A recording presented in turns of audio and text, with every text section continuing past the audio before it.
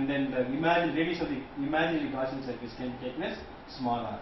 So now we can write the outer surface of a surface area of the imaginary Gaussian surface can be taken as 4 pi r square.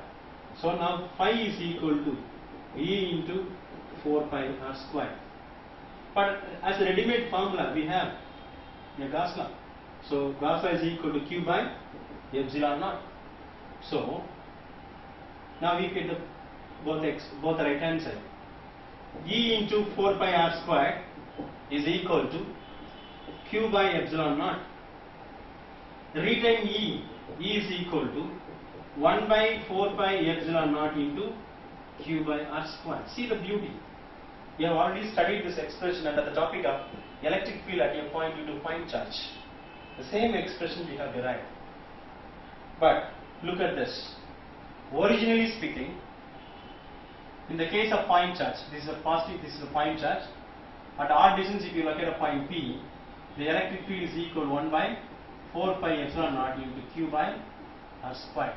So distance between the point where you calculate the electric field and the point charge is r. So the square of the distance is actually coming in this expression. But look at this expression. The charges are actually located on the outside the hollow sphere. But we are trying to calculate the electric field at the outer sphere, outer surface of the imaginary Gaussian surface. The distance between the place where we try to calculate the electric field and the position of the charge will be small r minus capital R. So this expression of the square must come here, but we don't get like this. The meaning is, I hope you have understood, in the place of r squared, you should get r minus small r minus capital R the whole square, but we don't get it like that. What's the meaning of this? What's the meaning? It's when you would understand the beauty of their charges. Though the charges are actually on the surface, it is assumed to be that all the charges are concentrated at the center. So from this expression one can able to understand all the charges are assumed to be concentrated at the center. That is why we get the expression 1 by 4 pi epsilon naught Q by r square. The next case is, suppose if you don't imagine a Gaussian surface at a capital R radius, smaller radius, but if you just rotate, if you imagine a Gaussian surface on the surface of a hollow metallic surface, what happens to the electric field? Simple logic, same thing, but only one thing is, since the imaginary Gaussian surface whose radius is equal to, so r is equal to capital R. Look at that. This is the radius of the metallic sphere. This is the radius of the imaginary Gaussian surface. Both of them are equal. So you can make a small change. Is equal to capital R square. Simple. So second case, if you consider the imaginary Gaussian surface whose radius is exactly equal to the radius of the metallic sphere, hollow sphere which contains the charge, the simple expression, simple changes, instead of r squared, instead of small r squared, you have to write capital R squared because both the spheres are having equal radius. Okay, next step. And if instead of imagining a Gaussian surface on the surface of the metallic surface, but if you consider a Gaussian surface like this as shown in the diagram, but charges are actually outside the surface, outside the hollow sphere, but imaginary Gaussian surface is imagined now within the hollow sphere. But now you just look at it, what are present inside the imaginary Gaussian surface. This imaginary Gaussian surface, so this is called the capital R. Now this is a very small r, which has not enclosed any of the charges, So without putting a rice into the cooker, if it can be able to cook, so you can't be able to expect that rice to be cooked if you don't just put rice into the cooker. The same way, this imaginary sphere has not enclosed any charges. So what won't be present? The electric field won't be present.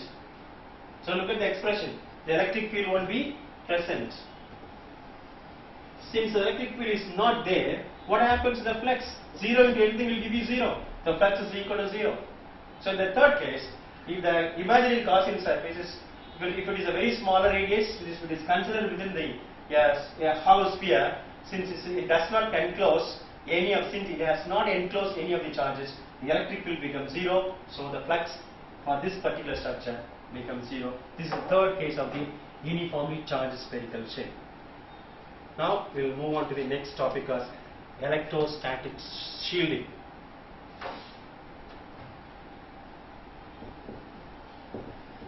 So it's a very important 3-mark question. Very often this question is repeatedly in the examination. Electrostatic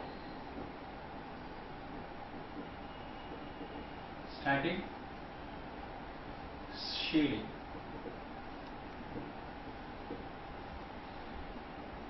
So it is a process of isolating certain region from external electric field. It is based on the fact that electric field inside the conductor is 0. I repeat again. It is a process of isolating certain region from the external electric field where the electric field is 0. For example, if you are sitting inside the room, suppose if this room is attacked by the lightning, and you can be safe if this particular room is what's called prevented from damage of the lightning. Thing is, the region within the room, a space within the room is fully protected from the external attack, external electric field like lightning. So some measures are taken to shield this particular room from the external attack of lightning. So inside this room the electric shock won't be there, so the electric field will be 0. The same way, if it is a process of isolating certain region from a space, then it is called electrostatic shielding. But inside that particular region, the electric field is 0. So it is based on the fact that electric field inside the conductor is 0. So based on that, one understanding question will be asked. How? A passenger traveling in a bus while attacked by the lightning is safe. Why? I repeat the question again. A passenger traveling in a bus attacked by lightning is safe. Why? So that the body of the metal of the bus acts like a conductor. So the electric field, the electric shock, electric field produced by the lightning will pass through the body of the metal and will escape to the ground. And the region, the space within within the body is fully protected. So the region inside the bus is isolated from the external electric field called lightning. So inside the region of the bus, electric field, inside the bus, the electric field is 0 and the electric shock won't be there, so you will be safe. I hope you can understand. A person traveling in a bus attacked by lightning during the rainy season is safe. I have explained. This is an understanding based question, very often asked in the examination. The next one is called electrostatic induction. Electrostatic induction.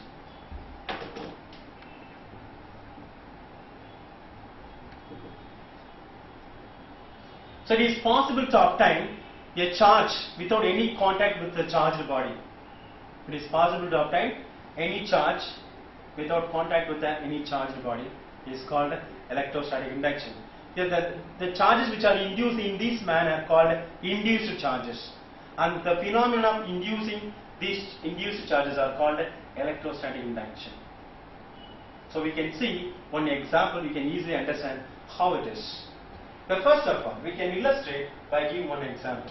So consider this is an insulating stand, so on which I am just keeping an uncharged hollow metallic sphere, and if nearby it, if I keep a negatively charged plastic rod or a bonnet rod, so what happens due to the force of attraction, all the protons or all the positive charges are actually pulled on the left hand side.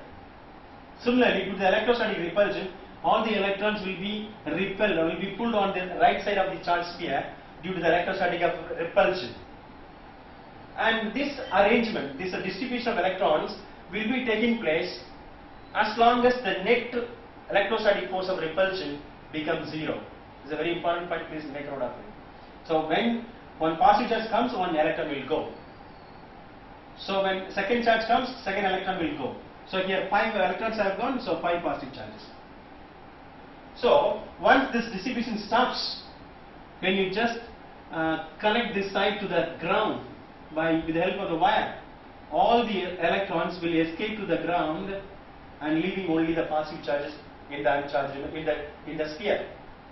Then if you slowly remove it, when you slowly remove that negatively charged plastic rod or a bonite rod, and all the positive charges are actually held on the left hand side so closer, will be distributed uniformly over the entire surface. But when I started explanation, I have drawn the metallic sphere without any charge. But now the same metallic sphere contains a positive charge. So for that, I just placed a negative charge rod very close to them without any contact. So the process of inducing or producing some amount of charge in the uncharged body without contact of charged body is called electrostatic induction. If you want to produce negative charges, you can place a positively charged glass rod. Automatically, a negative charges can be induced in a sphere. This is called how the electrostatic induction is working, or how the charges are produced or induced in the process by the process of electrostatic induction. The next topic we go to the capacitance of a conductor.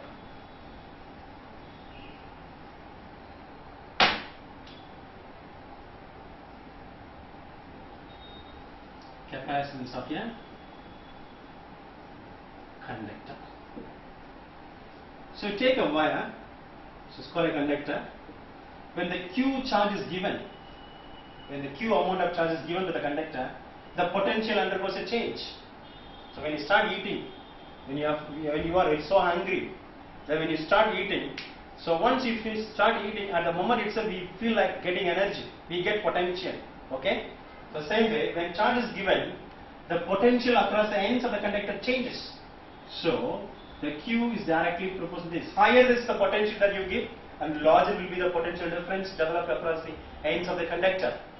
So if you want to equate the both, you have to introduce one constant of proportionality. Q is equal to CD. Then C is called the capacitance of a conductor. So if you retain the C on the left hand side, C is equal to Q by V. So now we can define one 3-mark question. What is that? What is known as or defined capacitance of the conductor? The capacitance of the conductor is defined as, look at the expression, you can able to understand what I am going to tell. The capacitance of the conductor is defined as the ratio of the charge given to the conductor to the potential developed in a conductor. I repeat it again. The capacitance of the conductor is defined as the ratio of charge given to the conductor to the potential developed in a conductor. So what is the unit of the capacitance of the conductor? Farad. Unit of a capacitance is farad. So I am going now define what is called 1 farad. It's another 3-mark questions. So when Q is equal to 1 coulomb and the potential developed across semiconductor is 1 volt, then automatically C is equal to 1 farad, correct? So the 1 farad is when 1 coulomb of charge given to the conductor rises the potential of 1 volt. I repeat the question. 1 farad is when 1 coulomb of charge given to the conductor rises the potential by 1 volt. So what is the practical units? Another 1-mark question. Practically, the practical units of capacitance 1 microfarad and picofarad. Micro means 10 to the power minus 6 farad and pico means 10 to the power minus 12 farad. So these are the practical units of capacitance, meaning that practically for the electronic applications, no, the capacitors are used with this capacity called picofarad and microfarad. So pico means minus 10 to the minus 12, micro means 10 to the minus 6. So from this particular topic, 2 3-mark questions will be asked. Define capacitance of the conductor, and another question define 1 capacitance or 1 farad. And a 3-mark question, 1-mark questions, practical units of the capacitance and what is the unit of the capacitance, and from the formula basis, 1 1-mark question will be asked. Next one is called, next topic, the principle of a capacitor.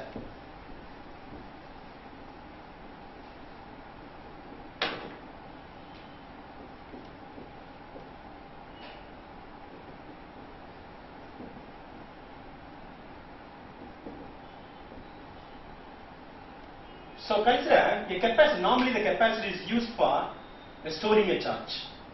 You take a tube light. In the tube light, you can see in all houses you are seeing the tube light. A small cylindrical shape of a cover box is there in the frame of a tube light called a starter. We normally call it starter. And if you break the starter, you can see some parts are inside.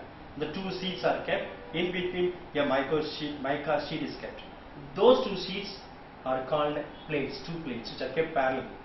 So the starter is an example for parallel plate capacitor. So in between, a dielectric slab is actually kept. So in the case of a parallel plate capacitor, means a capacitor containing two sheets are called a parallel plate capacitor, to which, say, consider one sheet, say A sheet, which contains a positive charges on its right hand side, and very close to that if you keep another charge, another sheet, namely B, and on the left hand side equal amount of negative charges are induced. On the right hand side of the second sheet, equal amount of positive charges are also induced. Now you look at the structure. Which one of the charges are actually more in number? 1, 2, 3, 4, 5, 6, 7, 8. 4 positive charges, only 4 negative charges.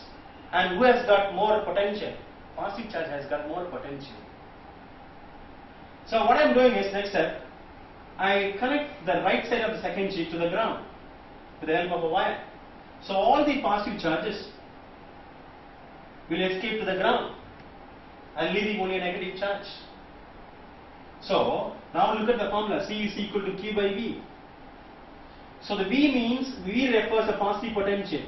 The positive potential is reduced by connecting the right side of the second sheet to the ground.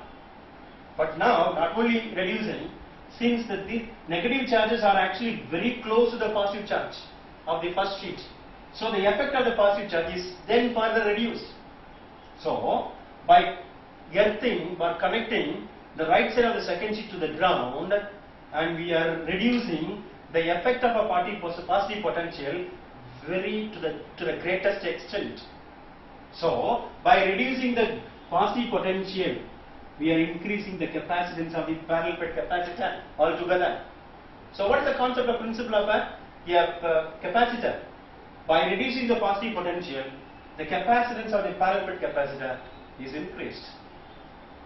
Then the storage, normally this particular parallel plate capacitor is used for storing the charges, and depends upon the size. If the size is huge, you can store more amount of charge. If the size is very less, you can store only less amount of charge. The person is very huge, he has to intake so much amount of food. The person is very thin and he has to take very less amount of food. So similarly, the storing of charge depends upon the size, geometrical shape and size of a capacitor, and also nature of the medium in which the capacitor is placed.